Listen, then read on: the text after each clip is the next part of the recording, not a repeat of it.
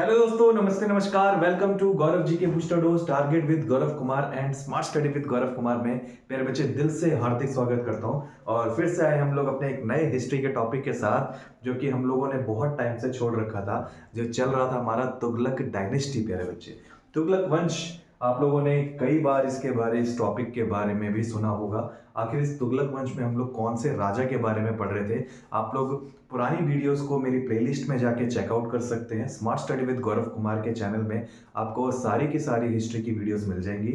और आज जो हमारा टॉपिक चलेगा प्यारे बच्चे, वो तुगलक वंश को लेके चलेंगे। पहले तो मैं जानना चाहूंगा आप सभी लोग खैरियत हैं, अच्छे हैं, बढ़िया हैं, खुश होंगे और खुश मिजाज भी होंगे और अच्छे से अपनी हेल्थ का ख्याल रख रहे होंगे। तो ज्यादा टाइम ना वेस्ट करते हुए आइए तुगलक वंश की तरफ चले। तुगलक वंश के अंदर से बताने से पहले, ये तुगलक वंश है किसका पार्ट प्यारे बच्चे, तो याद रखना, this is a part of Delhi सल्तनत। ये जो हम पढ़ रहे हैं ना, ये दिल्ली के बारे में पढ़ रहे हैं। दिल्ली सल्तनत में ना कुछ भयानक वंश चलते थे। यानी कि अगर मैं सिंपल सी भाषा में समझाऊं, दिल्ली जो आप जगह सुनते हो ना, यहाँ पे सल्तनतों को काल चलता था, यानी राजाओं का काल चलता था। और इसी राजाओं के काल को पूरी टाइम पीरियड में सल्तनत का नाम दिया गया। ऐसे कहते हैं ना, हम यहाँ के सल्तनत हैं, हम यहाँ के राजा हैं। तो उसी समय पे दिल्ली के जो बैठे हुए राजा होते थे ना, उन्होंने अपने मुस्लिम टर्म्स में इसे सल्तनत का रूप दिया। और इसी दिल्ली सल्तनत में गिन के 5 डायनेस्टीज चलती थी, जिनको याद करने के ट्रिक भी मैंने वीडियोस में बताई है प्यारे बच्चे। जीके तो सरल लगती है, क्या बोलेंगे, जीके तो सरल लगती है। गुलाम, खिलजी, तुगलक, सैयद, लोदी। गुलाम चला 1206 से लेकर प्यारे बच्चे 1290 तक। खिलजी चलेगा 1290 से लेकर प्यारे बच्चे 1320 तक। तुगलक चलेगा 1320 से लेकर 1414 तक। और सैयद चलेगा 1414 से लेकर 1451 तक। और लोदी चलता है लास्ट टाइम पीरियड में 1451 से लेकर 1526 तक प्यारे बच्चे। आप देख रहे हैं पूरी दिल्ली सल्तनत 1206 से शुरू होती है और पूरी दिल्ली सल्तनत 1526 में जाके खत्म होती है। यानी इसमें जितने भी बैठने वाले राजा थे ना, ये सब के सब 1526 तक हुकूमत करेंगे। फिर एक नया राजा आ जाएगा अपने हाथ पैर उड़ाता हुआ और नाम बोलेगा बाबर हूं मैं, और एक नया वंश लेके आऊंगा दिल्ली में, जो कि सल्तनत काल को खत्म करके एक मुगल वंश की शुरुआत करेगा। तो उसके बारे में बाद में बात करेंगे। जिस पे हम लोग अभी डिस्कस करने वाले हैं वो टॉपिक चल रहा है प्यारे वाले, तुगलक वंश। तुगलक वंश में हम लोगों ने राजाओं को खत्म कर चुके हैं। कौन से राजा हम पढ़ चुके हैं प्यारे बच्चे, वो हम पढ़ चुके हैं आपके कौन से, तो मैंने आपको पढ़ाया था पहले वाले टॉपिक में गयासुद्दीन शाह तुगलक के बारे में। क्या बोलोगे, गयासुद्दीन शाह तुगलक, जिसका रूलिंग टाइम चला प्यारे बच्चे 1320 से लेकर 1325 तक। अब जो पढ़ेंगे हम लोग, आज पढ़ेंगे हम लोग मोहम्मद बिन तुगलक। क्या पढ़ेंगे, मोहम्मद बिन तुगलक के बारे में, जिसका रूलिंग टाइम चलेगा 1325 से लेकर प्यारे बच्चे 51 तक। कब तक चलेगा, 51 तक। लास्ट वीडियो में मैंने बताया था ये दोनों रिलेशन में बाप बेटे लगते हैं। ये बेटा था और ये इसके पापा थे। अपने इसी बेटे ने अपने पापा की हत्या की थी एक बढ़िया सा सरप्राइज प्लान करके। तो सरप्राइज प्लान आप लोगों ने पिछली वीडियो में सुन लिया होगा, जिसमें इसने अपने पापा के लिए एक सरप्राइज प्लान किया था, जिसका नाम था लकड़ी का महल। ऐसा बढ़िया लकड़ी का महल बनाया कि पापा को ही एंट्री करवा दी उसने।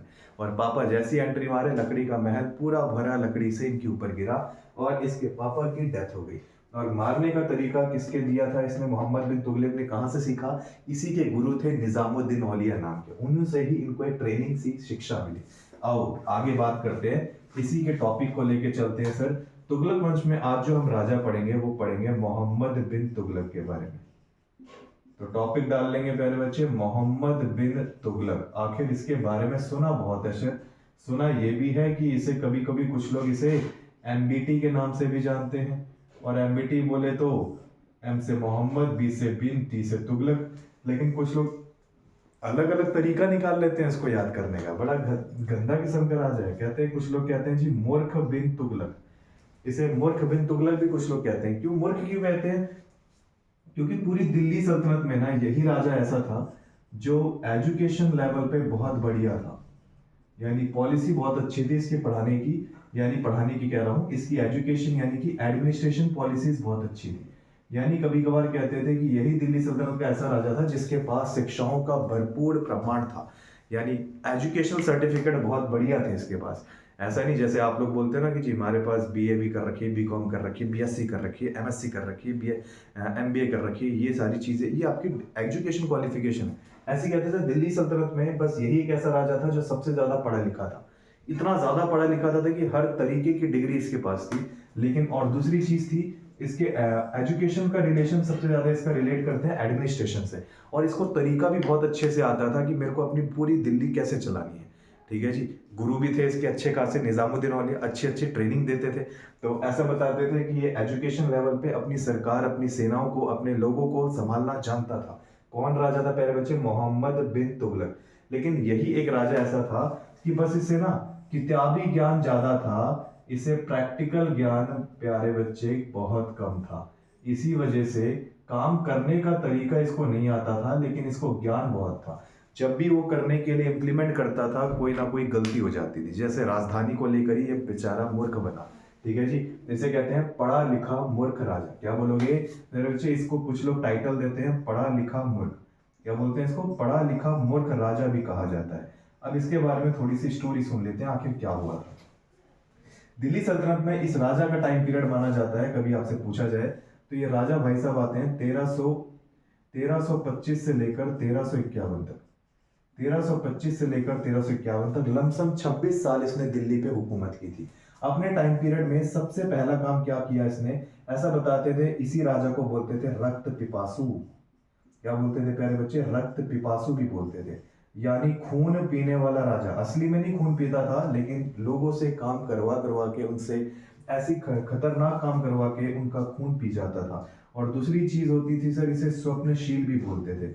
अपने यादों में और सपनों में खोया रहता था और बड़े बड़े सपने देखा करता था ये राजा। इसी चक्कर में आधी जनता को मार दिया इस बंदे ने। तीसरी चीज अगर हम बात करते हैं सर, ये राजा ऐसे किस्म का राजा था जिसको कोई टेंडेंसी नहीं पता, बस आ गया राजा की गद्दी में बैठा, मुस्कुराया, हा हा हा करके करा, उसके बाद जनताओं को अट्रैक्ट करता था। तो बस इसके कुछ ऐसी घटिया घटिया काम थे, लेकिन पढ़ा लिखा बहुत था। आगे की बात क्या है सर, इसी के टाइम पीरियड में ना एक विदेशी बंदा आया था मोरक्को से, जिसका नाम था इब्न बतूता, बगल में जूता। इब्न बतूता नाम का एक बंदा था जो इसके टाइम पीरियड में आया। कहाँ से आया था प्यारे बच्चे? मोरक्को से। कहाँ से आया था? मोरक्को से आया था। अफ्रीका कॉन्टिनेंट से एक बंदा, यानी मोरक्को का रहने वाला, वो भारत में ऐसे ही लुढ़कते लुढ़कते पहुंच गया, हमारे इंडिया के इसी दिल्ली में आ गया। और ये चेक करने के लिए कि भाई भारत में क्या चल रहा है। कह सकते हैं कि एक साउथ अफ्रीका कॉन्टिनेंट से ये इधर की तरफ आया दिल्ली में। और दिल्ली में उस समय मोहम्मद बिन तुगलक राजा बैठे हुआ करता था। यहीं पे पहुंच गया ये कौन? ये क्या नाम था? Ibn Battuta. इब्न बतूता जैसे ही पहुंचा तो इसी के कह सकते हो कि ये आया कब से था सर? ये आया 1333 में, 1333 के अंदर आया। तो इसी के टाइम पीरियड में इसने देखा यार ये कौन राजा है। तो इसकी इनकी जो बोली भाषा थी थोड़ी सी अलग थी। ये मुस्लिम बोलते, ये कह सकते हो कि थोड़े इस्लामिक या अरबी भाषाएं का यूज करता था ये। तो यहाँ की भाषा थोड़ी सी अलग थी। तो ये राजा ने सोचा, इस बंदे ने सोचा कि यार यहाँ की टेंडेंसी, यहाँ की लैंग्वेज थोड़ी अलग है। इसने बहुत सारी पकड़ने की कोशिश की, कुछ नई नई चीजें, मोहम्मद बिन तुगलक को इम्प्रेस करने में पूरी जान लगा दी इस बंदे। कहता है कि इसके दिमाग, जब ये एंट्री करता है ना भारत में, तो इसने सोचा कि भारत में ऐसे कौन लोग हैं जिसके पास सबसे ज्यादा पावर है भारत के अंदर। पता लगा राजा के पास होती है। तो राजा को इम्प्रेस करने में लगा रहा 4-5 महीने में लगाकर इसने पूरा इम्प्रेस मार दिया राजा पे। राजा कहता है वाह बहुत बढ़िया, ऐसा बंदा मैंने पहली बार देखा है जो विदेशी आदमी हम भारतीय राजा को इम्प्रेस कर रहा है। आज से इस बंदे को आज हम अपने, आज दिल्ली का क्या बनाएंगे? दिल्ली का बनाएंगे काजी। तो दिल्ली का काजी नियुक्त कर दिया इस बंदे को। दिल्ली का बनाया काजी। प्यारे बच्चे, काजी क्या होता है? काजी बोलते हैं जो मुस्लिम्स में न्यायाधीश होते हैं ना, मुस्लिम्स में न्यायाधीश, कबूल है कबूल है कबूल है, वही चीज है काजी। तो काजी जो है ये मुस्लिम्स के न्यायाधीश है। और यही क्या बने प्यारे बच्चे? यही बने मोहम्मद बिन तुगलक के टाइम पीरियड के क्या एक न्यायाधीश। कौन थे? Ibn Battuta. रहने वाला कहाँ का? मोरक्को का। इसी ने भारत में आने के बाद ना एक किताब लिखी थी फेमस, इम्प्रेस करा किससे? इसने मोहम्मद बिन तुगलक को इम्प्रेस किया रहीला किताब से। और कुछ ऐसी फेमस फेमस बातें लिखी कि मोहम्मद बिन तुगलक बिल्कुल ये मान के चलो लट्टू हो गया किस पे? इब्न बतूता पे। वो लट्टू होने वाली बातें कौन सी लिखी इसने? लट्टू होने वाली बातें लिखी 3 तरीके की। जिसमें पहली बात इस बंदे ने लिखी थी कि कश्मीर धरती का स्वर्ग है। क्या बोलोगे? कश्मीर धरती का स्वर्ग है। कश्मीर धरती का क्या है? स्वर्ग है। पहली बात इसने ये लिखी। दूसरी बात लिखी, दिल्ली पूरे विश्व का सबसे अच्छा और समृद्ध शहर है। दिल्ली पूरे विश्व का सबसे अच्छा और समृद्ध शहर है। सबसे अच्छा और समृद्ध शहर है। समृद्ध का मतलब होता है प्यारे बच्चे डेवलप्ड शहर है। और तीसरी बात तो इसी के बारे में लिख दी। तीसरी बात इसी के बारे में लिखी जिससे कुछ ज़्यादा ही अट्रैक्ट हो गया था, किससे? मोहम्मद बिन तुगलक से। तीसरी बात लिखी कि कश्मीर कश्मीर बलूचिस्तान कश्मीर बलूचिस्तान और राजपुताना को छोड़कर, किसको बच्चे? राजपुताना को छोड़कर पूरे भारत पर इकलौता अधिकार एक हमारे प्यारे राजा मोहम्मद बिन तुगलक का है। प्यारे राजा भी बोलता है कि मोहम्मद बिन तुगलक का ही है पूरे भारत पर एक अधिकार। ये इम्प्रेस हो गया, कहता है ये कौन बंदा है जो इतनी तारीफ कर रहा है, बुलाया जाए हमारे। तो इसने बोला ऐसे ही, एक कहते हैं ना सैनिकों लोग कहते हैं, आज से ऑर्डर दिया जाता है कि उस विदेशी आदमी को हमारे सामने पेश किया जाए। जी मालिक, अभी जाते हैं। तो गए सेनापति, कहते हैं हाँ चलो अंदर बुलाया तुम्हें। ये जाता है, अच्छा ऐसे ऐसे डालता हो जाता है। कहते जी महाराज। कहते आज से तुम्हारी कुछ बातें हैं रहेला किताब की जो हमें पढ़ने में बहुत अच्छी लगी। एक बात बहुत अच्छी हमें पसंद आई आपकी, कि तुमने ऐसा बोला कश्मीर बलूचिस्तान राजपुताना को छोड़कर पूरे भारत पर इकलौता अधिकार मेरा है। ये बातें मेरी छाती और अंदर के दिल को और रूह रूह को छू गई है। और इसी वजह से हम आज तक यही सोच कर रह गए कि भारत में एक न्यायाधीश की कमी थी, और आज से हम वो तुम्हें नियुक्त करते हैं। यूं स्माइल दी। कहता है ये स्माइल और बड़ी करवाएंगे तुम्हारी, लेकिन तुम्हारे काम के ऊपर डिपेंड करता है। चला गया महाराज। चला गया कौन? इब्न बतूता यहाँ से गायब। कहाँ हो गया? गायब हुआ। आगे की बात करें, आगे क्या हुआ सर? इसी के बाद हुआ 1336, 3 साल के बाद। वहीं पर क्या था 1336 में? साउथ साइड में किसके टाइम पीरियड में सर? मोहम्मद बिन तुगलक के टाइम पीरियड में। क्योंकि अभी तो टाइम पीरियड किसका चल रहा है? मोहम्मद बिन तुगलक का। क्योंकि मोहम्मद बिन तुगलक कब तक रहेगा? 1351 तक रहेगा। अभी 1336 की बात कर रहे हैं। साउथ में क्या हो गया? एक विद्रोह छिड़ गया था इस जगह पे प्यारे बच्चे, इस जगह पे। ये कौन सी जगह है? इधर पड़ती कर्नाटक। कर्नाटक। तो कर्नाटक में एक जगह थी जिसका नाम था विजयनगर। तो कर्नाटक में विजयनगर नाम की जगह पड़ती है। इस विजयनगर की स्थापना इसी राजा के टाइम पीरियड में हुई। तो ऐसा बताते हैं मोहम्मद बिन तुगलक के टाइम पीरियड में कर्नाटक एरिया में विद्रोह छिड़ गया। और विद्रोह छिड़ने का सबसे बड़ा कारण था कि वहां के कुछ ऐसे अधिकार थे, या कह सकते हैं कुछ रीजंस थे, डिस्प्यूट्स थे। कुछ डिस्प्यूट्स को संभालने के लिए भाई साहब चले गए कहां पर? कर्नाटक की तरफ। अब भारत का राजा है तो भारत की देखरेख इसके अंडर में आती है, एडमिनिस्ट्रेशन पूरी भारत की इसके अंडर में आती है। ये चले गए कहाँ? साउथ की तरफ। विद्रोह दबाने के लिए गए थे तो पता लगा वहां पे विद्रोह को छेड़ने वाली 2 बंदे निकले। कहते हैं कि वो, उनका नाम था हरिहर राय, बुक्का राय। कहता है डालो जिप्सी में लेके चलते हैं इनको पूरे भारत के उधर। तो जिप्सी तो नहीं थी, घोड़े पे टांग दिया, घोड़े पे टांगते हुए लेकर पहुंच गए इधर। बंदी बना के रखा कुछ दिन। बंदी मतलब वो नहीं जो आप समझ रहे हैं, वो गलत बंदी है। ये बंदी बना के इसको इसने कुछ समय के लिए यहाँ रखा। तो वहां रखने के बाद उनके साथ टॉर्चर किया, गलत गलत तरीके के बिहेव किए। तो ऐसा बताते थे कि जो हरिहर राय और बुक्का राय थे, इन्हीं के एक गुरु हुआ करते थे, विजयन। तो उन्हीं गुरु विजयन की वजह से क्या हुआ? गुरु विजयन इतने बीमार पड़ गए, या इनकी हेल्थ कंडीशन इतनी खराब थी, तो इन लोगों ने क्या बोला? हरिहर राय और बुक्का राय ने माफी मांगी। किससे? किससे? मोहम्मद बिन तुगलक से। कहते हैं महाराज आप हमें एक समय के लिए, सिर्फ कुछ दिनों के लिए हमें छोड़ दीजिए, हम अपने गुरु से मिलना चाहते हैं। जैसे ही वो गुरु हमें एक तरीके से हम उनसे मिल लेंगे, हम खुद अपने आप को आपके पास सौंप देंगे, प्लीज हमें कुछ समय के लिए वहां भेज दीजिए। तो उनके कहने पे इन्होंने क्या किया? कुछ सैनिकों के साथ इनको वहां भेजा। और वहीं जाने के बाद ऐसा बताते हैं इन्होंने क्या किया, जब उनसे मुलाकात करी अपने गुरु विजयन से, तो विजयन की कुछ समय के बाद हो गई थी डेथ। और ये अपने विजयन गुरु को ज्यादा मानते थे, इसीलिए उन्होंने क्या किया? उसी जगह पर एक विजयनगर साम्राज्य की प्यारे बच्चे स्थापना की। और कब करी उन्होंने? 1336 में की। किसने करी? हरिहर राय और बुक्का राय ब्रदर्स ने करी थी। किन्होंने करी थी प्यारे बच्चे? हरिहर राय और बुक्का राय ब्रदर्स द्वारा इनकी स्थापना की गई थी। चले आगे की तरफ। ये अगर आप बात से कहना चाहिए तो 1336 में क्या हुआ तो बता देना प्यारे बच्चे, विजयनगर साम्राज्य की स्थापना हुई थी। विजयनगर किंगडम की स्थापना हुई, जिसकी कैपिटल बनाई थी क्या सर? हम्पी। इसकी कैपिटल क्या है? हम्पी है। इसी विजयनगर साम्राज्य में 4 वंश चलते थे, जिसमें पहला वंश का नाम था प्यारे बच्चे संगम वंश। एक वंश था अरिवीडू वंश था।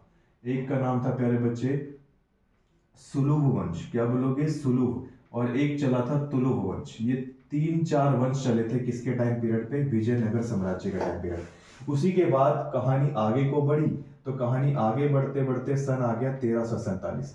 1347 में एक बंदा और था जिसका नाम था हसन गंगू।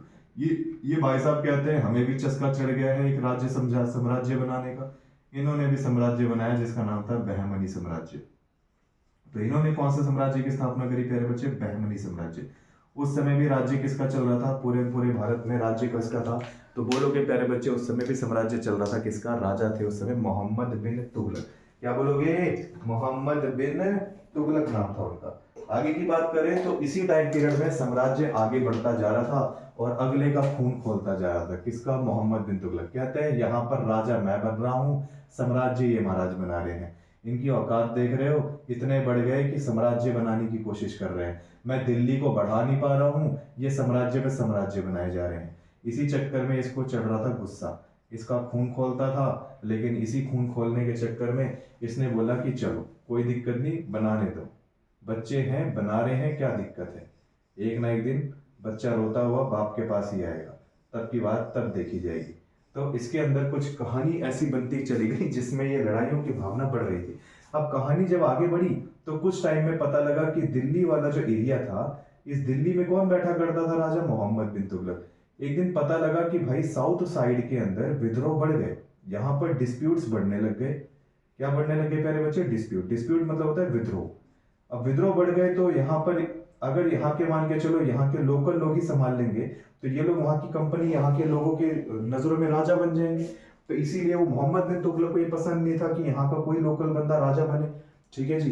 तो इसने क्या किया? इसने कहा कि भाई यहाँ का अगर कोई भी विद्रोह होता है संभालने के लिए मैं ही आऊंगा।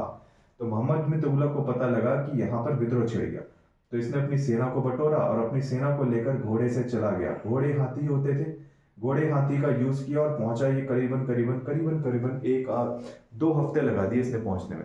जब तक ये यहाँ पर पहुंचा पता लगा विद्रोह हो गया सर खत्म। कहता है ये तो गलत काम हुआ। इसने कहा कोई बात नहीं, कुछ समय के लिए यहीं पर ठहर जाते। पता लगा कि यहाँ पर दिल्ली के बगल में यहीं पर कहीं पर क्या हुआ, दोबारा विद्रोह छिड़ गया, साउथ की बजाय नॉर्थ में छिड़ गया। अब ये फिर हाथी घोड़े लेकर पहुंचा, वापस पहुंचा। जब तक ये पहुंचा इस जगह पे, यहाँ का भी विद्रोह खत्म। कहते हैं ये क्या है, मजाक चल रहा है ये? मतलब जहां पर भी पहुंचे वहां विद्रोह मेरे पहुंचने से पहले ही खत्म हो जाता है। जैसे ही यहाँ पहुंचा यहाँ के लोग विद्रोह छेड़ के बैठ गए। उसके बाद फिर हाथी घोड़े लेके भागा तो यहाँ के लोग भी विद्रोह को खत्म कर चुके, यहाँ के लोग छेड़ गए।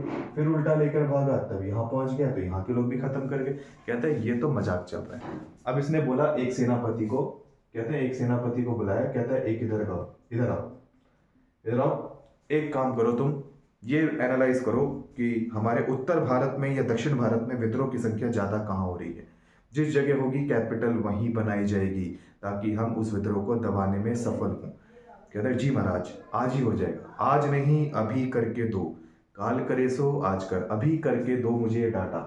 वे गया सेनापति, सेनापति डाटा निकाल के बताता है महाराज 28 से ज्यादा बार विद्रोह आपके दक्षिण भारत में हुए हैं और मात्र सिर्फ उत्तर भारत में हुए हैं 7 बार विद्रोह। कहते हैं डाटा तो बहुत अलग चल रहा है, साउथ में ज्यादा विद्रोह चल रहे हैं, इसीलिए कैपिटल हम लोग बनाएंगे साउथ की तरफ। कहते हैं जी महाराज कोई दिक्कत नहीं, साउथ की तरफ कैपिटल लेके चलते हैं। साउथ की तरफ कैपिटल ले जाने के पहले इन्होंने बोला जनता को जाकर पहले से ही मुनादी करवा दो कि कल हम अपनी कैपिटल को शिफ्ट करने जा रहे हैं। कहते हैं आज ही करवाना है महाराज? कहते हैं आज ही करवाना है, मुनादी करवाओ और कहो कि कल हम सुबह अपनी कैपिटल को लेके यहाँ से उधर की तरफ चलेंगे। कौन सी जगह? देवगिरी महाराष्ट्र। इसने सोचा कि विद्रोह को दबाने का सबसे बढ़िया तरीका वही होगा जहां पर कैपिटल हमारी पास में पड़ेगी। अब कैपिटल महाराष्ट्र में एक जगह पड़ती थी, यहाँ पर देवगिरी। क्या पड़ती थी प्यारे बच्चे? देवगिरी। इसी को बोला जाता है दौलताबाद। क्या बोलोगे? दौलताबाद इसी को बोला जाता है। इसने सोचा कि विद्रोह यहाँ पे कम हो रहा है, यहाँ पे ज्यादा हो रहा है, तो कैपिटल यहीं बनाऊंगा, तो विद्रोह अगर यहाँ पर होगा तो आसानी से विद्रोह को रोक सकता हूँ।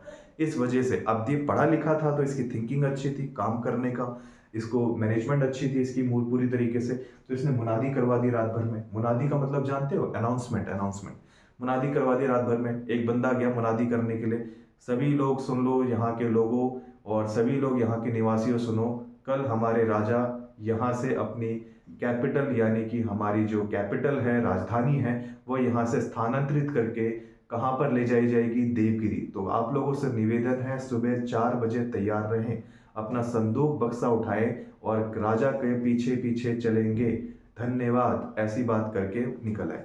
सारे के सारे लोग एक्टिव हो गए भाई।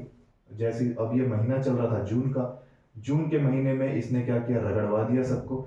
जून के महीने में ये सुबह उठा और ये राजा वाजा नहा धो के तैयार, पीछे सेनापति छाता वाता लगा के खड़ा, पीछे सारी सेना पीछे संदूक लेकर ऐसे बक्से उठा के चली। कहते महाराज चले, कहते चलो। तो राजा जी चले। राजा घोड़े पे बैठे बैठे धीरे धीरे चल रहे, इन्हीं के पीछे पीछे पूरी जनता संदूक लेके ऐसे ऐसे चल रही, ऐसे ऐसे संदूक लेके चल रही। ये धीरे धीरे आगे बढ़ता गया, बढ़ता गया, बढ़ता गया। संदूक लेके ये जनता कितना दूर पर चढ़ पाएगी? ये चलता गया, चलता गया, चलता गया। अब इसको ये तो पता था कैपिटल यहाँ शिफ्ट करनी है, लेकिन मैनेजमेंट करने का तरीका इतना गंदा था। इसने अपनी अपनी प्रजा को ऐसा चलाया बिना खिलाए पिलाए कि आधी जनता बेचारी, अगर 100 बंदे चलाए होंगे तो इसने 75 बंदे चला के मार दिए। चला चला कर मारे, और पता लगा गुजरात के जब हिस्से तक पहुंचा तो पता लगा इसकी आधी जनता खत्म हो चुकी थी। अब एक बात बताओ, बिना लोगों के क्या राजधानी बनती है? दिल्ली एक भारत की राजधानी है, पता है ना वहाँ की जनसंख्या कितनी है?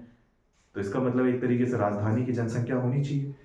अब ये बंदा लेकर जा रहा है 25 बंदों को लेकर राजधानी बना ले। 25 बंदों की राजधानी होती है। बाद में पता लगा, राजा कहते हैं अपने सेनापति को, देखो कितने बंदे हैं? कहते हैं महाराज सब आ रहे हैं, कोई दिक्कत नहीं, चलने दो चलने दो चलने दो। गुजरात पहुंचने के बाद फिर बोलता है, कहते हैं देखो कितने बंदे हैं? कहते हैं महाराज बंदे दिखाई नहीं दे रहे। कह रहे बिना बंदे के कैसे चलेंगे? कहते हैं रुको मैं देख के आता हूँ। तो एक घोड़ा लेकर गया, पीछे तक देख के आया। कहते हैं महाराज सिर्फ 25 बंदे रह गए। कहते बाकी कहाँ हैं? कहते महाराज वो तो शायद खत्म हो गए, ढेर। कहते ढेर होने का कारण? कहते महाराज भूख की वजह से मर गए शायद।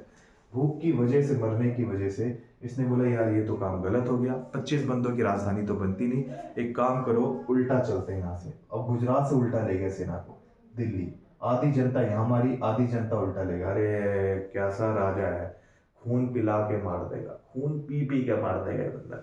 इनके दिमाग में आ रहा था गोली होती AK-47 तो ढाई मार देते किसको, MBT को। लेकिन क्या करे, राजा था, इसकी परवाह तो करनी है, उल्टा गए बेचारे। इसी वजह से इसको बोला गया पढ़ा लिखा प्यारे बच्चे मूर्ख। अबे बेवकूफ, अगर जब तू यहाँ पहुंच गया था तो इतना जाने में कितनी दूर थी, पहुंच जाता आराम से। लेकिन इसको जाने में ज्यादा मजा था उल्टा। ये उल्टा ले गया आधी जनता को और खूब एक तरीके से खाया। तो ऐसा बताते हैं इस वजह से ही इसको पढ़ा लिखा मूर्ख का प्यारे बच्चे टाइटल दिया गया। और बोला जाता है मोहम्मद बिन तुगलक के बारे में एक और कहानी क्या है, तो इसी के टाइम पीरियड में इसी ने क्या लगाया प्यारे बच्चे, इसी के टाइम पीरियड में अगर आपसे पूछा जाए तो याद रखेंगे इसी के टाइम पीरियड में क्या काम हुआ। तो ये भाई साहब जो थे मोहम्मद बिन तुगलक, इसी ने क्या किया था, एक तो इसका कारण था, और इसी ने चलाई थी भारत में सांकेतिक मुद्रा। क्या चलाई थी प्यारे बच्चे? सांकेतिक मुद्रा। सांकेतिक मुद्रा, सांकेतिक मुद्रा आप लोग जानते होंगे बखूबी, लोग अच्छे से जानते हैं। कुछ लोग कहते हैं कि जी ये वो हिस्सा है या वो एक तरीके का नोट है, पेपर करेंसी है। ये एक ऐसी करेंसी है जो कह सकते हो सर, मुद्रा का मतलब क्या होता है? करेंसी यानी पैसा। पैसा तो ऐसा पैसा चला दिया जिसपे इसके खुद के सिग्नेचर ही नहीं थे। मतलब एक राजा होता है ना यार, जैसे मान के चलो गवर्नर है, गवर्नर अगर जब तक नोट पे साइन ना करे क्या अप्रूवल मिल जाएगा उसको 10 रुपए का? अब तुम्हारे 10 रुपए का नोट है, उस पर गवर्नर का साइन होता है ना, होता है, देखा होगा आप लोगों ने, गवर्नर RBI गवर्नर के साइन होते हैं। ये भाई साहब ने ऐसी नोट चलवा दी। पहले तो जनता को एनालाइज करता है, कहता है यार ये तो बड़ी गंदी मैनेजमेंट है। मतलब मेरे लोग, मेरे टाइम पीरियड में जनता इतनी गरीब है कि वो खुद का खाना नहीं खा सकती। तो सेनापति को बोला जाके पता करो आखिर ऐसी गरीबी क्यों हो रही है। कहते हैं महाराज इन लोगों के पास पैसे नहीं है, पैसे नहीं मिल रहे, जिसकी वजह से जनताओं को खाना नहीं मिल पा रहा। पैसे ना होने की वजह से लोगों को कुछ अपनी दिक्कतें आपसे शेयर नहीं कर पा रहे, उनकी दिक्कतें बहुत बढ़ रही हैं सिर्फ पैसों की कमी से। कहते हैं पैसा इतना ज़्यादा पावरफुल है। कहते हैं हाँ। तो कहते हैं दे दो उन सबको पैसा। कहते हैं महाराज कैसे दे दें? पैसे कमाने के लिए उनको एक तरीके से काम करना बहुत ज़रूरी है। कहते हैं वो पैसा हमारे पास भी इतने ज़्यादा स्टॉक में नहीं है। इसके दिमाग में आइडिया आया, कहता है यार ऐसे कैसे हो सकता है कि इसने बोला जनता के पास पैसे, मतलब जनता ज़्यादा है पैसे कम है। तो इसने बोला ऐसी क्या चीज़ है जो सबसे ज़्यादा है भारत में? इनने का लोकल पेपर कागज़ बहुत सारे। कहता उसी को बना दो करेंसी। कहते हैं महाराज आपके साइन करने की ज़रूरत, कहता साइन वाइन को गोली मारो, कच्चे पेपर ये कच्चे कागज़ ही चला दो जिसपे कोई सिंबल, कोई मुद्रा, कोई स्टैचू, कुछ नहीं। ऐसी सिंपल कागज़ को इसने मुद्रा के रूप में चलाया। पता लगा राजा भाई साहब गरीब हो गए और जनता अमीर हो गई। ऐसा कांड करके बैठ गया था। अबे एक बात बताओ, ऐसा काम कर सकते हो क्या? कई कई किताबों में ना सांकेतिक मुद्रा का मतलब ये लिखा मिलेगा आपको कि जो भी पैसा होता है प्यारे बच्चे, जो पैसा बनाने की कॉस्ट होती है वो एक्चुअल में उसकी एक्चुअल कॉस्ट से वो पैसे की एक्चुअल कॉस्ट क्या होती है कम। जैसे एग्जांपल देके समझाता हूँ। जैसे आपके पास 10 रुपए का क्या है प्यारे बच्चे, क्वाइन है। तो 10 रुपए का जो क्वाइन होगा ना, ये बना सिर्फ पता है कितने रुपए में होगा, 8 रुपए में बना होगा। लेकिन ये चीज आपको क्या है, मार्केट में इसकी वैल्यू 10 रुपए की चलेगी। आपके पास जो 10 रुपए है, आप कभी कभार लेज वगैरह या कभी कभार अंकल चिप्स खाने के लिए 10 रुपए देते हो, अंकल जी वो लेस का पैकेट दे दो। तो 10 रुपए का जो सिक्का आप देते हो ना, वो एक्चुअल में बना ही 8 रुपए में। ठीक है जी। तो इसको बोलते हैं, कभी कभार कुछ किताबों में ऐसा लिखा है, उसी को बोला जाता है सांकेतिक मुद्रा। यानी जिसकी जो एक्चुअल रुपए है उसकी बनी हुई कॉस्ट क्या है, कम हो। ऐसे टाइम पीरियड में या ऐसी चीज को क्या बोलते हैं, सांकेतिक मुद्रा का रूप दिया जाता है। क्लियर हो गया प्यारे बच्चे सभी को, कोई दिक्कत? तो यही एक राजा था। आगे बात कहानी बढ़ी तो पता लगा कि एक समय में यही दिल्ली के टाइम पीरियड में ऐसा बताते थे कि सिंध में युद्ध छिड़ गया। कहां पे प्यारे बच्चे, सिंध में। सिंध में एक जगह पड़ती थी थट्टा, थट्टा एक जगह पड़ती थी। तो पता लगा कि ये यहाँ पे चले गए भाई साहब, जिसे आज आप लोग पाकिस्तान बोलते हैं, इसी सिंध पुराने टाइम में सिंध बोलते थे। इसी के टाइम पीरियड में सिंध में युद्ध छिड़ गया। तो युद्ध को दबाने के लिए, विद्रोह को दबाने के लिए कहाँ भाई साहब चले गए, सिंध चले गए। कौन, मोहम्मद बिन तुगलक। और कब गए थे पता है, जुलाई और जून के महीने में, जून जुलाई के महीने में यहाँ भाग लिए। जब यहाँ भाग लिए तो पता लगा इतनी गर्मी थी इस जगह पे कि घोड़े पे बैठ के जब इधर उधर घूमता था ये, तो उसमें सिंध के विद्रोह को तो दबा दिया। सिंध के विद्रोह को दबा दिया तो इनने बोला चलो अब आए हैं तो घूम ही ले। ये यहीं सिंध के रेगिस्तानों में घूमता रहा घूमता रहा। पता लगा लू लग गई अगले को। लू लगी तो लू लगने के बाद कुछ समय के बाद हुआ बीमार, और बीमार होने के बाद खबर आई कि भाई साहब तो निकल लिए। और इन्हीं की हो गई सर थट्टा में क्या, विद्रोह के कारण हो गई। विद्रोह को दबाते दबाते ये खुद दबकर आ गए कहाँ पर, तो बोल देना 1351 में खुद ही दबकर आ गए। और जिसकी वजह से इनकी हुई सर क्या, डेथ। क्या कह रहे बच्चे, डेथ।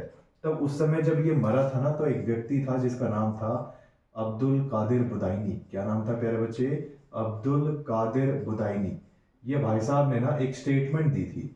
इन्होंने स्टेटमेंट क्या दी थी, इन्होंने बोला था कि एक राजा को प्रजा से, एक राजा को प्यारे बच्चे प्रजा से, और एक प्रजा को राजा से छुटकारा मिल गया। एक प्रजा को राजा से क्या मिल गया, छुटकारा। ये स्टेटमेंट देने वाला अब्दुल कादिर बुदायनी था। ये वही बंदा है जिसने आपकी जो महाभारत है ना प्यारे बच्चे, महाभारत, उस महाभारत का ट्रांसलेशन इसने किसमें किया है, फारसी में किया है।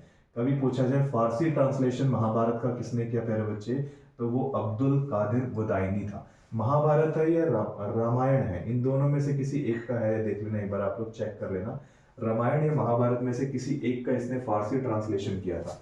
पूछा गया था कि आप बताएंगे ये रामायण का तमिल ट्रांसलेशन किसने किया था, तमिल ट्रांसलेशन। ये आप लोग मुझे बताएंगे कमेंट सेक्शन में कि जो आपकी महाभारत है इसका तमिल ट्रांसलेशन किसने किया। बच्चे तमिल ट्रांसलेशन करने वाला बंदा कौन था, ठीक है जी। तो कोशिश रही आप लोगों को, मैंने आप लोगों को तुगलक वंश, मोहम्मद बिन तुगलक के बारे में पूरी जानकारी इस वीडियो में दे दी है। जैसी मरा तो इसका एक चचेरा भाई था जो बहुत ज्यादा खून के आंसू रोया। वो भाई साहब का नाम था फिरोज शाह तुगलक। कहता है भाई तू मरा है ना, तेरे मरने की याद में भारत में कुछ ऐसी चीज बनाऊंगा जो तेरे यादगार को ज्यादा भावुक करेगी। तो ये जो राजा था ना, इसका एक्चुअल नेम पता है क्या, इसके पापा इसे बड़े प्यार से शहजादा बोलते थे, शहजादा। इसके पापा, जिसको अपने पापा को ही तो मारा इसने, गयासुद्दीन शाह तुगलक को, इसके पापा शहजादा भी बोलते थे। अब ये बोलते थे जानू, जानू नहीं बोलते थे, जोनू बोलते थे, जोनू खान। अपने प्यारे से बेटे को ये जोनू खान बोलते थे, शहजादा जोनू खान। तो इसी जोनू के नाम से ही इसके भाई, चचेरे भाई ने अपने मोहम्मद बिन तुगलक के लिए बनाया जौनपुर नाम का एक शहर। वो बनाएगा कहाँ पे प्यारे बच्चे, उत्तर प्रदेश में। तो यूपी के अंदर जौनपुर सिटी बनाने वाला यही व्यक्ति था फिरोज शाह तुगलक।